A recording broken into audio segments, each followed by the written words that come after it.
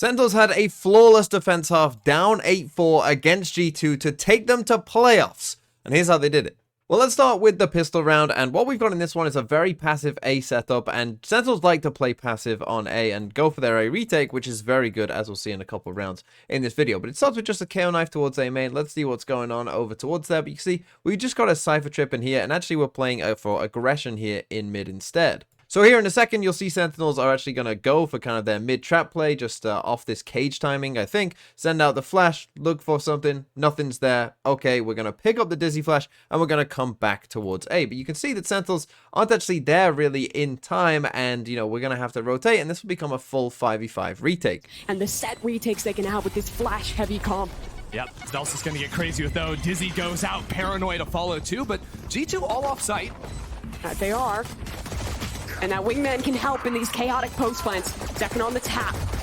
Already found one frag. G2 just trying to spam away to take care of this one. Satsi, he's holding it down now. Jonah doesn't have enough HP to fight. It leaves it all on net.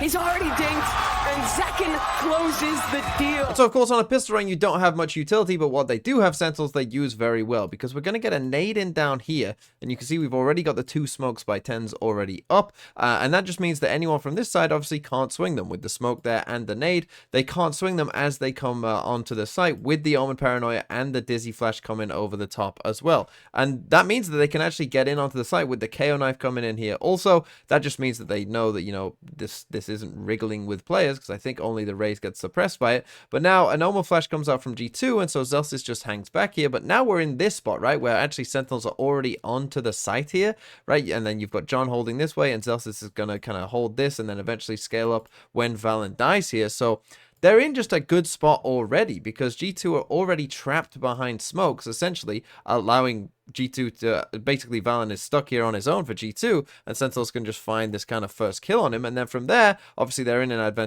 advantageous situation. John does get a little unlucky, because for just a brief second he starts to look over towards mid, thinking there's going to be a mid lurker, but at that exact moment he's going to die from G2 swinging out there. But whilst that's going on, we're dealing with these players in elbow instead. We're going to get wingman on the spike, and from here obviously very difficult for G2. So straight away Sentinels looked very good. They looked very prepped in terms of, you know, these retake protocols and what they wanted to do. But the key to any flawless defensive half is going to be winning the defensive bonus round, which obviously is a round where Sentinels in this one didn't have a ton of great guns against G2's full buy here, but they still managed to make it work. And again, it's off a retake heavy setup, right? This time we've got an A stack in here, so if they do come towards A, you know, we got again the Paranoia, the Dizzy Flash if we want to as well. Zelsis is here to support, and instead we just got John chilling on his own over towards B. But what I want you to notice here is that we have a very weird setup. Look at this trip. Why is there a trip there? And you'll see G2 think, why is there a trip there as well, right? These are some very weird kind of deep trips, very deep setup from John in general, but this is the advantage of mixing up Cypher setups, and it makes me so annoyed when I see teams just do the same Cypher setup 12 times in a row on their defensive side, because it's so easy to predict and so easy to play against. But when you do stuff like this, you'll see G2 eventually will walk up into B, but then they lose essentially to one Cypher trip. That to work with. Just the one right next to John QT to make sure no one comes up on his drill. Spike planted. Paranoid to reclear market. Uh-oh. John QT somehow pulls that one off. The drip is doing everything. One drip, 2 kills. Down to 3 for G2. Can they keep this round in their control? Second has the ult. He is fully cleared out sight. But can the rocket find a connection? No. Misses in main. Just a stinger for him to work with, but Trent is blind, and he's knocked off to one side. Finds his kill. Tens up above, the reflank finally coming in, but Saucy's found it down to half. It's only Trent. And on the other side of the smoke, a stinger is waiting! And Sentinels! They win their bonus in the second half. But in the very next round as well, G2 managed to scrape together a buy with some light shields. But we take a look at the map, and again, Sentinels are just playing full retake on A. And this is the thing, this is such a massive advantage if you know you can trust your retake here, because again, we just got Sassy and Tens just chilling back here. There's actually only 30 seconds left in the round. G2 eventually come into A. Of course, the advantage of this is you make G2 use their util, you know, that's not actually going to find anyone, right? Like, no one's actually going to get hit by any of it, because no one's on site. But the spike goes down, and this is the thing. Normally, when we're retaking, you're playing for full 5v5 retakes. When that spike is getting planted, you want to be fast flooding in, right? You want to be going for it, because that's the, like, moment of chance where they've used used all their util, you know, their cooldowns aren't back yet, and they're planting the spike. So essentially, they've got one person who's not participating and doesn't have a gun in hand during that time. So that's normally when you want to be flooding in here, but Sentinels aren't in that position, right? They aren't in a position to fast flood this at all, right? They actually take the time to make sure no one's lurking in mid, and, you know, we essentially let, you know, some of those recharges to slow down for G2. And the thing is as well, they don't have any big ults either, right? So normally when you're looking at this kind of round, you're thinking, this is not a good spot for Sentinels, right? Like, a win probability of this round is probably like 30%, maybe even max 30% at this kind of moment. But the thing is, again, Sen's retake is just so good. And Trent ready to choke out Sentinels when they come through here. Util coming in for Sentinels. The flash is over the top, second into the site. Leaf is so blind, but Trent has a cheeky angle. Only goes for one. Sassy activates, finds two, kills. This retake is so clean. The fish is finally in. They didn't even need it.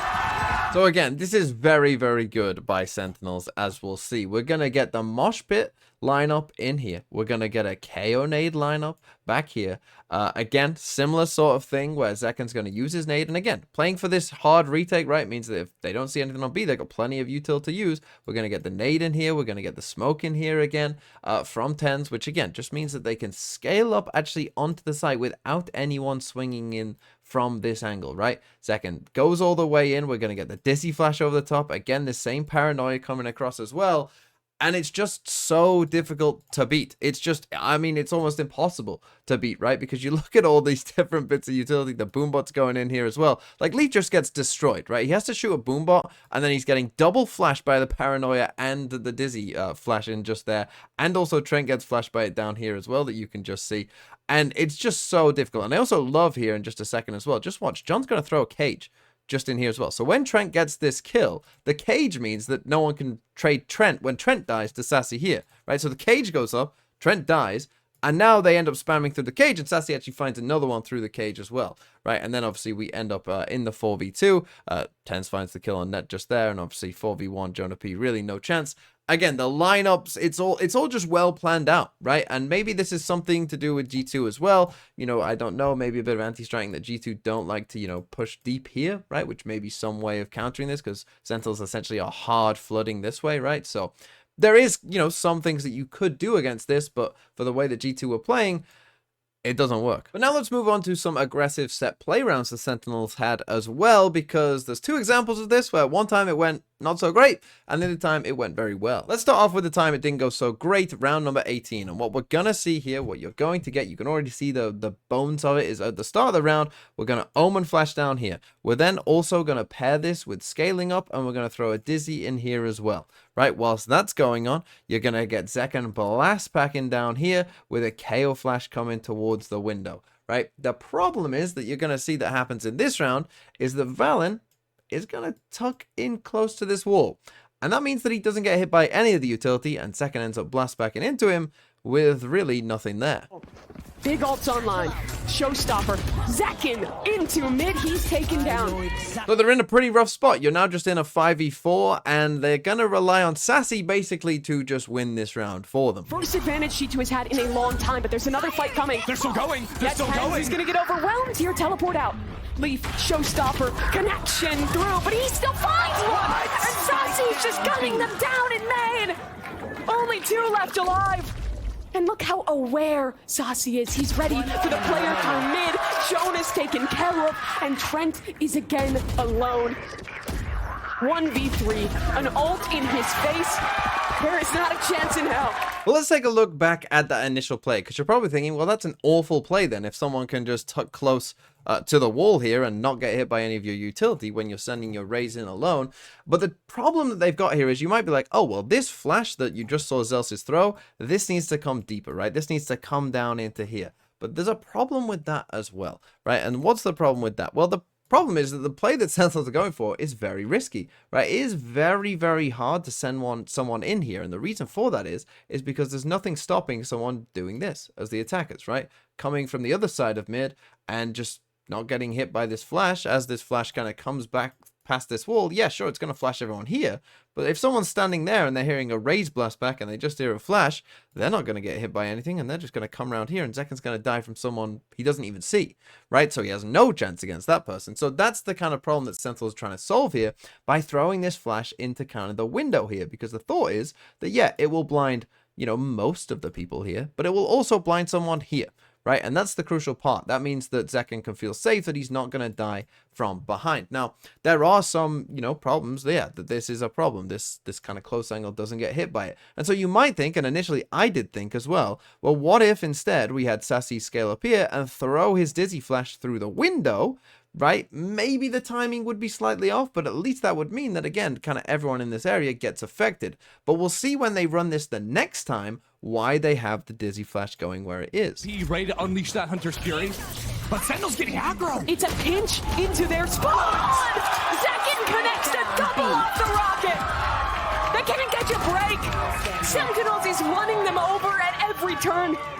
That was out of G2's paws. They haven't slowed down for an iota of time. 5v1 for Trent.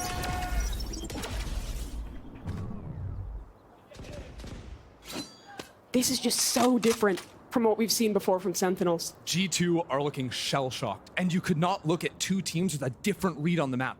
G2, play slow, stall, and Sentinels came in, go, go, go. Not a moment to breathe. A timeout, the only respite, and so it's the exact same play from Sentinels. There's only one major difference here, which is that they have a raise ult. Now, obviously, having a raise ult for this play, I think, does make a lot more sense, because even if all your utility hits, right, if Zekin blast backs down here, and there's 3 people down here, which is not unreasonable that there would be, he might just get spammed and died anyway, right? Even if they are all fully flashed, and it's going to be difficult for him to kill, you know, multiple people potentially before they become, you know, not flashed. So that's always tough, but with a raise ult, it does make more sense. But we get the same exact idea, right? And I talked about why did they go for the Dizzy Flash? Well, it's because of this, because they go for this Omen Flash off the rip here, and I'm not sure if this is 100% because I can't really tell, because we need a VOD reviewer that would tell me. I'm not sure if Leaf does get caught by this Omen Flash or not. Or at least, at the very least, it's very possible that a Raze could blast pack to this left-hand side at the start of a round and not get hit by the Omen Flash that Tens sends. So, what you're going to see here is, again, Sassy goes for this same kind of Dizzy Flash, but you'll see that Sassy gets an assist when Tens actually TPs up here as well. Goes for the TP and actually gets an assist. And so what this all means is that you get people running back again from all the utility. Leaf is on his own here in B main, but I mean, look at this. This is not a great position to be in general, and I'm going to assume that he did get hit by the Dizzy Flash, because that would make sense of why there is an assist in there. Zekin gets 2 with the ult, and really there's just nothing to do. Right, there's just no way to do it. And then Net tries to even come back into B main, but Tens is just chilling there, getting a free kill. So Sentinel's defensive side was very, very strong on this map. I didn't show you the attacking side because I did think there was actually some not great rounds in there from Sentinels, if I'm being honest. Some really not so great stuff. But hopefully they can fix that for the playoffs as we see them play against NRG.